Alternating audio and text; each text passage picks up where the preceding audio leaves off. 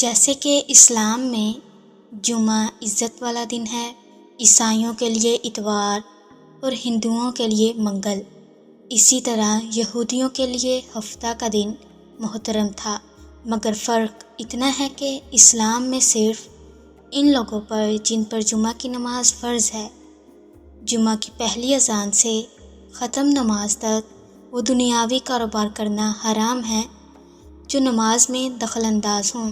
عورتیں، بچے، مسافر اور بیمار لوگ اس حکم سے علیحدہ ہیں کیونکہ ان پر جمعہ فرض نہیں ہے، لیکن یہودیوں اور عیسائیوں کے ہاں ان سارے دنوں میں دنیاوی کاروبار حرام تھے، اور خاص کر شکار کرنا سخت جرم۔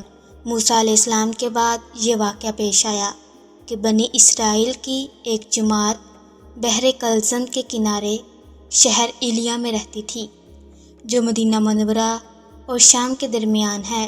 یہ لوگ مچھلی کے بہت شوقین تھے۔ رب کی شان یہ کہ ہر ہفتہ اس دریا میں بے شمار مچھلیاں نمودار ہوتی تھیں، یا تو ان کے امتحان کے لیے یا اس مچھلی کی زیارت کے لیے جس کے پیٹ میں حضرت یونس علیہ السلام رہتے تھے۔ باقی دنوں میں سب مچھلیاں غائب ہو جاتی تھیں۔ ان کے منہ میں پانی بھر آیا اور سوچنے لگے کہ کسی تدبیر سے ان کا شکار کرنا چاہیے جس سے شکار بھی ہو جائے اور ہفتہ کے دن کی بے حرمتی بھی نہ ہو۔ آخرکار ان عقل مندوں نے یہ سوچا کہ دریا کے ارد گرد بہت سے گہرے غار کھود دیے اور دریا سے اس غار تک نالیاں بنا دیں۔ جمعہ کی شام کو ان نالیوں کا منہ کھول دیتے تھے کہ پانی کے ساتھ مچھلیاں ان گڑھوں میں آ جائیں، اور اتوار کے دن ان گڑھوں سے پکڑ لیتے تھے اور کہتے تھے کہ ہم ہفتہ کو شکار نہیں کرتے۔ انہوں نے وہ مچھلیاں خوب کھائیں اور فروخت کیں، جس سے یہ بڑے مالدار ہو گئے۔ 40 یا 70 سال تک ان کا یہ عمل رہا۔ یہ لوگ کل 70,000 تھے۔ ان کی 3 جماعتیں بن گئیں، ایک تو شکار کرنے والوں کی، دوسرے اس سے منع کرنے والوں کی، اور تیسرے خاموش رہنے والوں کی۔ یہ لوگ کل 12,000 تھے۔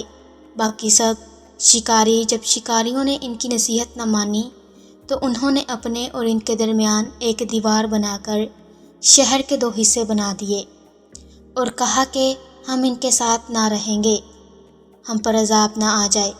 یہاں تک کہ داؤد علیہ السلام کا زمانہ آ گیا۔ آپ علیہ السلام نے ان کو شکار کرنے سے منع کیا اور فرمایا کہ اے بے وقوفو، قید کرنا ہی تو شکار ہے۔ جیسے کوئی ہرن کو جال میں پھانس لے، اس نے شکار کر لیا، کھائے یا نہ کھائے، اور کھائے تو آج ہی کھائے یا کبھی دوسرے وقت۔ غرض یہ کہ ہفتہ کے دن تمہیں شکار کی ممانعت ہے، نہ کہ فقط ہاتھ میں پکڑنے کی یا کھانے کی۔ اس سے باز آ جاؤ ورنہ عذاب میں گرفتار ہو جاؤ گے۔ شکاریوں نے کہا کہ ہم تو بہت عرصے سے یہ کام کر رہے ہیں، اگر یہ برا ہوتا تو اب تک ہم کو امن کیوں ملتی؟ تب داؤد علیہ السلام نے یہ دعا فرمائی جس سے رب کا غضب آ گیا، اور رات میں یہ سب کے سب بندر بن گئے، یا جوان لوگ بندر اور بوڑھے لوگ سور بنا دیے گئے۔ ان کے عقل و حواس تو باقی رہے، مگر ان کی قوت جاتی رہی اور جسموں سے سخت بدبو نکلنے لگی۔ صبح کے وقت اس محلے کے لوگوں نے دیکھا کہ نہ تو اس محلہ سے کوئی آدمی آتا ہے اور نہ ہی کوئی آواز، نہ کوئی دھواں وغیرہ نکلتا ہے، تو یہ دیواروں پر چڑھ کر ان کے گھروں میں داخل ہو گئے۔ وہ بندر ان کو دیکھ کر ان کی طرف دوڑے اور ان کے قدموں سے لپٹنے لگے اور ان کے کپڑے سونگھتے اور روتے تھے۔ ان لوگوں نے کہا کہ کیا ہم نے تمہیں شکار کرنے سے منع نہ کیا تھا؟ وہ بندر سر ہلاتے اور آنسو ان کے رخساروں پر بہتے تھے۔ اس حال پر ان کو 3 روز گزرے اور سب ہلاک کر دیے گئے، نہ کوئی باقی بچا اور نہ ان کی نسل چلی۔ لوگوں میں یہ مشہور ہے کہ موجودہ بندر انہی کی نسل میں سے ہیں، لیکن یہ غلط ہے۔